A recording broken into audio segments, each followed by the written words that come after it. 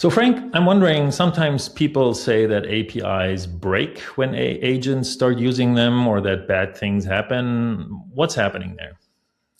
Well, in general, APIs up until now have been developed and brought to production with a human developer as the main consumer in mind.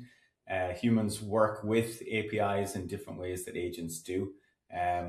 Even if you use OpenAPI specifications, thinking that things are valid doesn't necessarily mean that they're usable for agents. So you need to rethink how you actually design and deliver APIs for agents.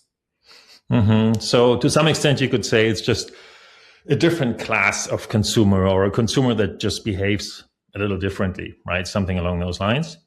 Absolutely. And they don't have the out of band mechanisms that developers would have traditionally had. So you need to make things very clear, know what the intent is, know what the agent is trying to solve for from a goal perspective, and make sure that you have semantically rich APIs to enable that to be discovered and used safely.